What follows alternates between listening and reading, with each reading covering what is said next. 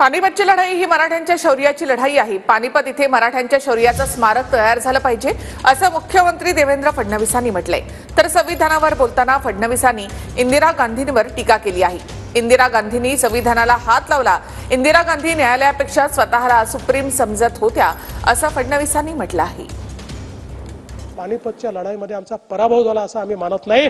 त्या पानिपतच्या लढाईमधनं ऊर्जा घेऊन महाजी शिंद्यांनी पुन्हा एकदा या संपूर्ण भारतामध्ये छत्रपती शिवरायांचा भगवा झेंडा हा दिल्लीवर लावला आणि भारतात मराठ्यांनी पुन्हा एकसंघ राज्य स्थापन केलं।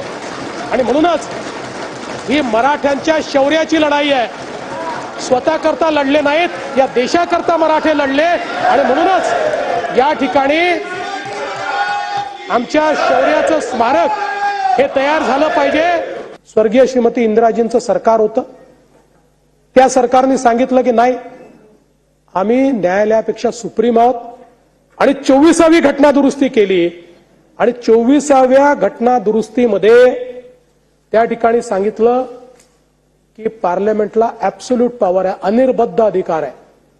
आम्ही या संविधानाचा कुठल्याही प्रकारे बदल करू शकतो, कुठल्याही संविधानाच्या आर्टिकलमध्ये पाहिजे तो बदल आम्ही करू शकतो।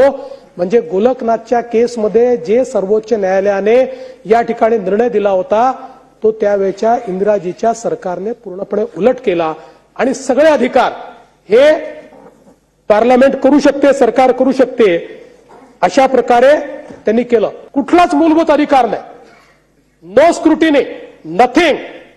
मला वाटलं जितेंद्र आव्हाडांना आत्ताच्या आत्ता जेलमध्ये टाकायचं आहे, तर तेव्हा टाकू शकत होतो, आता नाही।